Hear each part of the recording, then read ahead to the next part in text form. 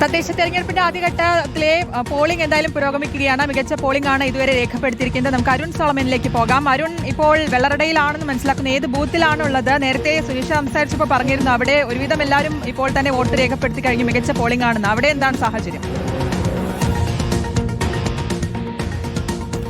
ശ്രുതി, കേരളത്തിന് തന്നെ തെക്കൻ അതിർത്തി പ്രദേശമായിട്ടുള്ള വെള്ളറട ഗ്രാമപഞ്ചായത്തിൽ ഏറ്റവും പ്രധാനപ്പെട്ട ഒരു വാർഡാണ് പനച്ചമൂട്. പക്ഷേ 1623 വോട്ടർമാരുണ്ട് ഇവിടെ. പക്ഷേ നിലവിൽ 50% വോട്ടേഴ്സ് മാത്രമാണ് നിലവിൽ എത്തിയിട്ടുള്ളൂ എന്നുള്ളതാണ് നിലവിൽ അറിയാൻ സാധിച്ചത്. നമുക്കിപ്പോൾ ഈ ബൂത്തുകളിലെ കാഴ്ചകൾ കണ്ടാൽ അറിയാം, വളരെ ശാന്തമാണ്, ആളുകൾ ഇല്ല എന്നുള്ളത് തന്നെയാണ് ഏറെ പരിതാപകരമായിട്ടുള്ളൊരു അവസ്ഥ. നമ്മുടെ ഈ വാർത്ത കാണുമ്പോഴെങ്കിലും വീട്ടിലിരിക്കുന്ന ആൾക്കാർ വോട്ട് ചെയ്യാൻ ഇനിയുള്ള ധാരാളം പേരുണ്ട്. പകുതിയിലധികം പേർ ഇപ്പോൾ നിലവിൽ വോട്ട് ചെയ്തിട്ടില്ല എന്നുള്ളതാണ് നമുക്ക് അറിയാൻ സാധിച്ചത്. അതുകൊണ്ട് തന്നെ ആ ഇരിക്കുന്നവർ എത്രയും വേഗം വോട്ട് ചെയ്യാനുള്ള എല്ലാവിധ സാഹചര്യങ്ങളും ഇവിടെയുണ്ട്. വലിയ തിരക്കുകളില്ല. വന്നു കഴിഞ്ഞാൽ വളരെ എളുപ്പത്തിൽ വോട്ട് ചെയ്ത് പോകാനായിട്ടുള്ള സംവിധാനങ്ങളും സൗകര്യങ്ങളും ഉണ്ട് എന്നുള്ളതാണ് നമുക്ക് ഇവിടെയുള്ള കാഴ്ചകൾ കാണുമ്പോൾ നമുക്ക് പറയാനാവുക. മറ്റൊന്ന്, ഇത് ഈ വെള്ളറട പഞ്ചായത്ത് എന്ന് പറയുമ്പോൾ കോൺഗ്രസിന് ഏറെ മുൻതൂക്കമുള്ള ഒരു പഞ്ചായത്താണ്. 23 വാർഡുകളായിരുന്നു മുൻപുണ്ടായിരുന്നതെങ്കിൽ ഇപ്പോൾ വാർഡ് വിഭജനം വന്നപ്പോൾ ഒരു വാർഡ് കൂടി 24 വാർഡാണ്. നേരത്തെ കോൺഗ്രസിന് 13 സീറ്റുകൾ നേടി പഞ്ചായത്താണ്. നിലവിൽ ഈ പനച്ചമൂട് വാർഡ്, നിലവിൽ ഈ വാർഡ് LDFിൻ്റെ സിറ്റിംഗ് വാർഡ് കൂടിയാണ്. വാർഡ് പിടിച്ചെടുക്കും എന്നുള്ള ശുഭാപ്തി വിശ്വാസത്തോടു കൂടിയാണ് LDF ഇപ്പോൾ പോരാട്ടത്തിൽ ഇറങ്ങിയിരിക്കുന്നത്. എന്തായാലും ഒരു യുവ സ്ഥാനാർത്ഥി, ഏറ്റവും പ്രായം കുറഞ്ഞൊരു സ്ഥാനാർത്ഥി കൂടിയാണ് ഇവിടെ മത്സരിക്കുന്നു എന്നുള്ളതാണ് നമുക്കറിയാൻ സാധിച്ചത്. എന്തായാലും ഇത് ഇത്തരത്തിൽ ഈ തെക്കൻ ഭാഗത്ത് വലിയ സംഘർഷങ്ങളോ വലിയ പ്രശ്നങ്ങളോ ഒന്നും തന്നെ ഇല്ല. പക്ഷേ രാവിലെ ചില ഭാഗങ്ങളിൽ, ഒറ്റശേരമംഗലം, ആര്യൻകൂട് അടക്കമുള്ള ഭാഗങ്ങളിൽ വോട്ടിംഗ് യന്ത്രങ്ങൾ തകരാറിലായിട്ട് ഏകദേശം 1 മണിക്കൂർ 1.5 മണിക്കൂറിലൊക്കെ വോട്ട് ചെയ്യാൻ പറ്റാത്ത സാഹചര്യം ഉണ്ടായിരുന്നു. പക്ഷേ നിലവിൽ അങ്ങനെയുള്ള പ്രശ്നങ്ങളൊന്നും തന്നെ നിലവിൽ ഈ തെക്കൻ അതിർത്തി പ്രദേശങ്ങളിൽ, പ്രത്യേകിച്ചും അമ്പൂരി അടക്കമുള്ള പഞ്ചായത്തുകളിലൊന്നും തന്നെ ഇല്ല. ഇതിൽ ട്രൈബൽ സെക്ടേഴ്സ് ഉൾപ്പെടെയുള്ള മേഖലകളുണ്ട്. ഇതിൽ എടുത്തു സൂചിപ്പിക്കേണ്ടുന്ന കാര്യം, അമ്പൂരിയിൽ തന്നെ കുമ്പിച്ചിൽക്കടവ് അടക്കമുള്ള പ്രദേശങ്ങളിൽ, പുരവിമല അടക്കമുള്ള സെറ്റിൽമെൻറ്റ് ഏരിയകളിൽ വലിയ ഒരു കഴിഞ്ഞ തവണത്തേക്കാൾ ഏറ്റവും കൂടുതൽ ആളുകൾ വോട്ട് ചെയ്ത ഒരു സ്ഥിതിവിശേഷം കൂടിയുണ്ട്. 2 മണിയോടനുബന്ധിച്ച് നമ്മൾ അന്വേഷിച്ചപ്പോൾ 80% ആദിവാസി സെറ്റിൽമെൻറ്റുകളിൽ നിന്നും ആളുകൾ വോട്ട് ചെയ്തു എന്നുള്ളതാണ്. അത് വലിയൊരു മാറ്റം കൂടിയാണ്. പ്രത്യേകിച്ചും പാറശാല MLA കൂടിയായിട്ടുള്ള CK ഹരീന്ദ്രൻ കുമ്പിച്ചിൽക്കടവ് പാലം പണിതതിൽ വലിയ സന്തോഷത്തിലാണ് ആദിവാസി മേഖലകളിലുള്ള ജനങ്ങളടക്കമുള്ളവർ.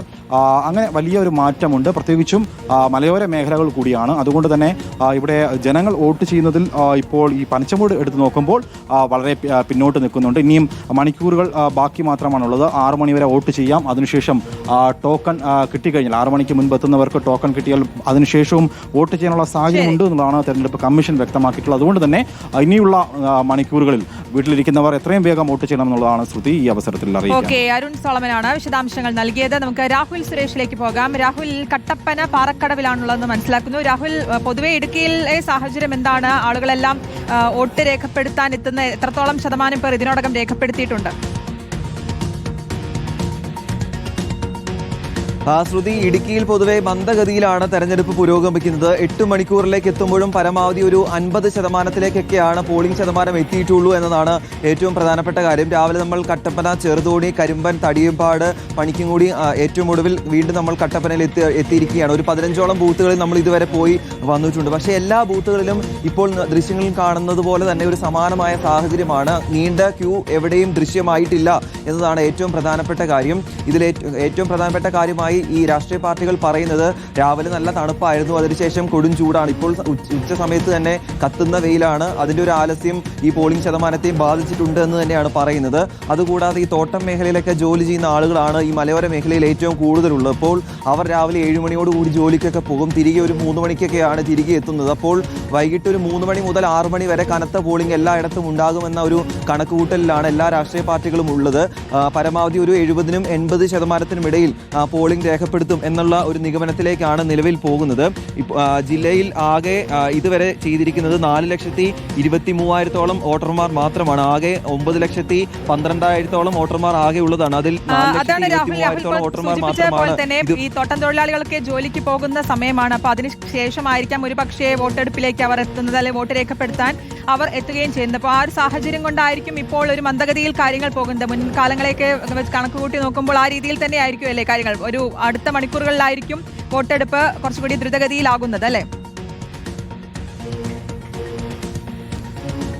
തീർച്ചയായിട്ടും ശ്രുതി, അത് തന്നെയാണ്. രാവിലെ നല്ല തണുപ്പായിരുന്നു. അതിനുശേഷം ഒരു 9 മണി 10 മണിയോടുകൂടി തന്നെ നല്ല വെയിലാവുകയും ചെയ്തു. അപ്പോൾ രാവിലത്തെയും ഉച്ചയ്ക്കുമുള്ള സമയങ്ങളിൽ ആളുകൾ എത്തില്ല.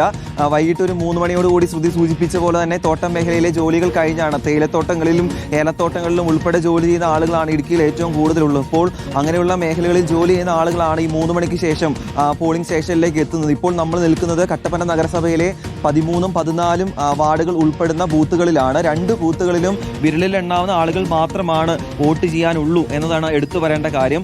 ഉച്ചയ്ക്ക് വെയിലുണ്ട്, അതുകൂടാതെ ഭക്ഷണം കഴിച്ചവരൊരു ആലസ്യം കൂടി ഈ പോളിംഗ് ശതമാനത്തെ ബാധിച്ചിട്ടുണ്ട് എന്ന കാര്യത്തിൽ യാതൊരു സംശയവുമില്ല. ജില്ലയിൽ 2 നഗരസഭകളാണുള്ളത്, തൊടുപുഴയും കട്ടപ്പനയും. തൊടുപുഴയിൽ 51%, കട്ടപ്പനയിൽ 47.39% നിലവിൽ പോളിംഗ് ശതമാനം രേഖപ്പെടുത്തിയിരിക്കുന്നത്. എന്താണെങ്കിലും വരും മണിക്കൂറുകളിൽ കനത്ത പോളിംഗ്, അതായത് മുൻ മണിക്കൂറുകളിൽ ചെയ്യാൻ പറ്റാത്ത കൂടുതൽ ആളുകൾ വരും മണിക്കൂറുകളിൽ എത്തുന്നു എന്ന് തന്നെ പ്രതീക്ഷിക്കാം. ഓക്കെ, എന്തായാലും ആ ഒരു പ്രതീക്ഷ തന്നെയാണുള്ളത്. വരും മണിക്കൂറുകളിൽ കൂടുതൽ പേർ വോട്ട് രേഖപ്പെടുത്താൻ എത്തും എന്നുള്ളത് തന്നെയാണ്. രാഹുൽ സുരേഷാണ് ഇടുക്കിയിൽ നിന്ന് വിവരങ്ങൾ നൽകിയത്.